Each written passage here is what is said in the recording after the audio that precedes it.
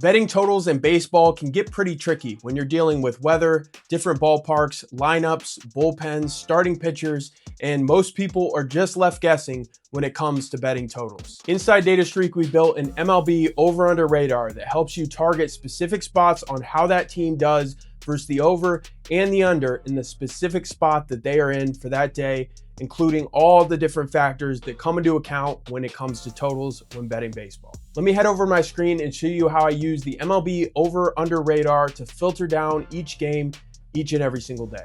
Here inside the MLB over-under radar, I'm going to show you how you can use this to bet team totals and game totals. And we're going to start with the first example. We have the Brewers at Nationals today. Up top, you're going to be able to see the game total as well as whatever the team total lines are set at for that day. And at any point, if you want to add that into your sportsbook, you just click, the bet slip will come up, and then you can generate the link to do so. But it's going to show each team on a card. Milwaukee's the away team. The Nationals are the home team. The game totals, you can see set at 7.5, and the team totals are both actually set at 3.5. So the Brewers are the road team, and it's important to look at these teams in the situations they're in. So we're going to see how the Brewers perform on the road when it comes to scoring runs and giving up runs, and we're also going to look at the Nationals at home and how they pitch at home as well. So the Brewers are ranked 3rd offense this season. Nationals are ranked the 5th offense this season. And we want to look at the Milwaukee Brewers on the road. So they average 4.92 runs on the road, and we can compare that against their season average. So that takes home and road games. So you can see they score a little bit less on the road. And then the Nationals score 5.07 runs per game at home, and on the season average 5.3. So they do a little worse at home than on the road. We also want to look at runs allowed. So the Brewers give up a little bit more runs on the road, and the Nationals also actually give up more runs at home. They give up 7.21 runs at home, and you have the pitching ranks as well, and we compare that against the season average. We can also look at the last 10 because I like to get a good idea of how that team's been doing. So the last 10, the Milwaukee Brewers have scored 6 runs a game, and the Nationals have scored 5.1 runs per game. And we can also look at the game total because that includes how many runs they give up as well as how many runs they score. So 9.6 and 9.9. We also want to look at the bullpen because these bullpen rankings are dynamic, so they change every single day based on not just the stats, ERA, whip of that bullpen, but also the fatigue. Because when you're dealing with the MLB, relievers, maybe two games in a row, but usually they're not going to pitch 3 games in a row. So we have a fatigue score for every pitcher. So every pitch that they throw, every inning they throw, they're going to lose some fatigue, and that's going to affect their overall bullpen. Because even if they are pitching, they might be pitching on short rest or be a little more tired, and that's going to affect things. So you can see Washington has a tired bullpen today, and they're ranked 25th, and the Brewers are ranked 15th.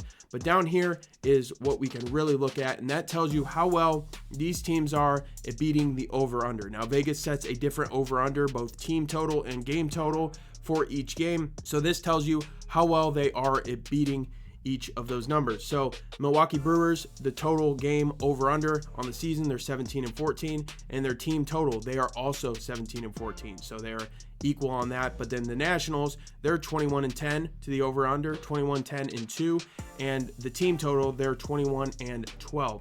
So that gives us a good idea of how they're doing. The Nationals have done a lot better at going over on both the game total and team total for the season. And also we want to see how well these teams go over on the road and at home. So since Milwaukee is on the road, we can see they've been pretty even. They've been 7-6. And then the Nationals 10-3-1 and 10-4. But you can go through each game and they'll all have different numbers here. So you'll see, we'll look at the White Sox and Padres. On the road, they're 10-7 to the over, and the Padres are 9-7-1 on the over, and the game totals 12-5-0 for the White Sox, and the Padres are 10-6-1. And I also really like looking at the last 10 because that tells us how well they've been scoring and going over their team total, whatever Vegas sets the line at. And the White Sox, for example, in this are 5-5 their last 10, and the Padres are 6-4 their last 10. And then team total, the White Sox are 7-2-1, and the Padres are 4-6. So if you're betting team totals, you want to see how well this team scores in the position that they're in, as well as how well they've been beating the total that Vegas sets for that game or for that team on average. So if they are, trending over quite often, especially in the last 10 games and in the position they're in, if they're the road team and you're betting team totals and they've gone over a lot on the road and you like the matchup, the pitching matchups and all that, as well as the weather, we have the weather in here as well. You can scroll down and see the weather. So if the wind's blowing out, you have weak pitchers, you can look at the pitchers as well for that game. If you have weak pitching and the wind's blowing out, that game might go over. So you're going to want to look at the team totals and the game totals for the over. And also you want to see how well they've beat the number, because Vegas is going to set a number for each game, and Vegas can price certain teams well and certain teams not so well. So if they're not pricing them well, that team's going to have a better record. They're beating Vegas's number quite often. You also can get a little write-up so you can see kind of how this stacks up if you do better at looking at a write-up, and it will tell you kind of all the different factors and tell you if there's a slight edge, no edge, what way that game might go.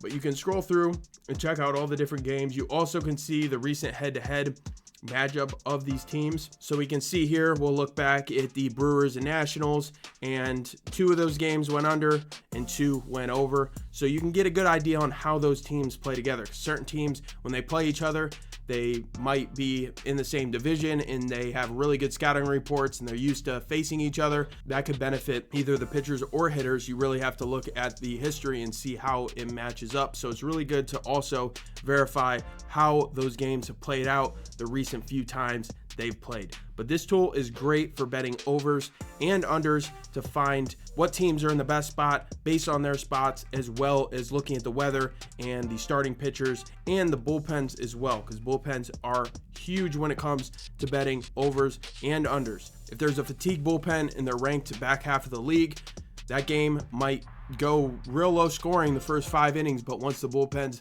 come into play, the game might end up going over. Or if you have rested bullpens and they're ranked really well, you might have decent starters or even bad starters, but just know that the back half of the game, they've got pretty good bullpens, pretty good arms that are going to be coming in. So if there is a pitcher, for example, or a pitching matchup where you think the first half of the game, the starting pitchers are going to give up a lot of runs, but they have good bullpens, it might be smarter to take the over on the first 5 innings instead of the whole game, because by that metric, by that mindset, if you think the starting pitchers are going to give up a lot, there's no point really in betting the full game. Yes, there's a chance that those bullpens could not be up to par, but if they have a good bullpen ranking and they've been solid bullpens and the starting pitcher's weak, then it might be a good idea to take the first 5. And same thing goes with unders. If you've got really good pitching, starting pitching, but the bullpens are weak, you might want to take the under on the first 5 rather than the under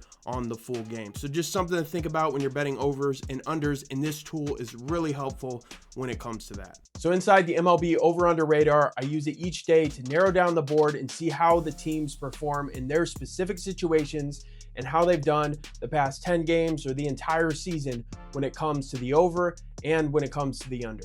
If you want to try this out for yourself, click the link in the description, create a free DataStreak account, head over to the MLB Over Under Radar, and check out all the other tools inside the platform that I talk about on these videos.